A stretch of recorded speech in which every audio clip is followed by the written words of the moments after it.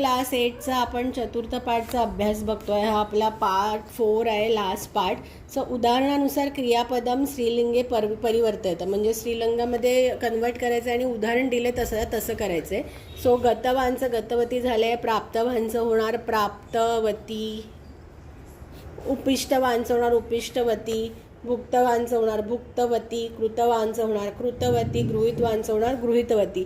Exact वरती बघायचं कसं लिहिलं आहे आणि तसं नीट खाली लिहायचं, म्हणजे आपल्या चुका होत नाहीत. ओके. सो नेक्स्ट आहे समुचितेनं पदेनं सह स्तंभो मेलेत, म्हणजे काय जोडायला बा इन शॉर्ट. मग इथे समाज दिलाय. मग समाज नावाचं काय होतं, दिनपत्रिका. मग इथे येणार एक.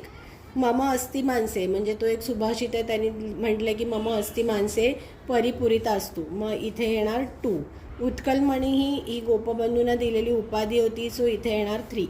आ इति हे तो भिक्षुकाचं रुदन होतं, तर इथे येणार 4. आणि सुस्वादुनी वचनानी, म्हणजे काय म्हणतात त्याला, खूप सुंदर जेवण बनवलं होतं असं. आता इथे घटनाक्रमेनं वाक्यानी पुन्हा लिखत, म्हणजे तुम्हाला धडा तुम्ही नीट वाचलेला पाहिजे.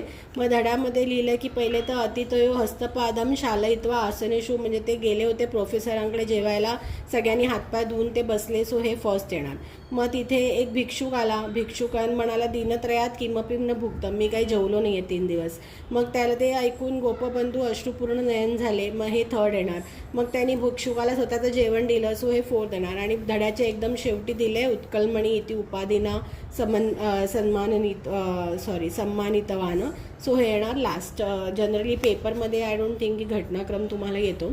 सो याच्या प्रकारे आपला जो अभ्यास आहे CBSCचा क्लास 8चा जो दीपकमचा चॅप्टर 4 आहे, ज्याचं नाव प्रणम्यो देशभक्तोयम गोपबंधू महामना, याचं आपण ट्रान्सलेशन पण बघितलं आहे सोप्या मराठी ह्याच्यामध्ये. त्याचेही व्हिडिओ आमच्या चॅनलला आम्ही अपलोड केलेले आहेत आणि त्याचा सगळा अभ्यास पण आपण बघितला आहे. हे फक्त राहिलं आहे आपलं.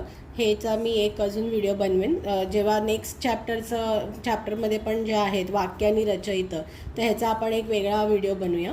सर अशा प्रकारे तुम्हाला तुमच्या अभ्यासात जर आमच्या व्हिडिओने मदत होत असेल तर आमच्या चॅनलला लाईक, सबस्क्राईब आणि शेअर नक्की करा. धन्यवाद.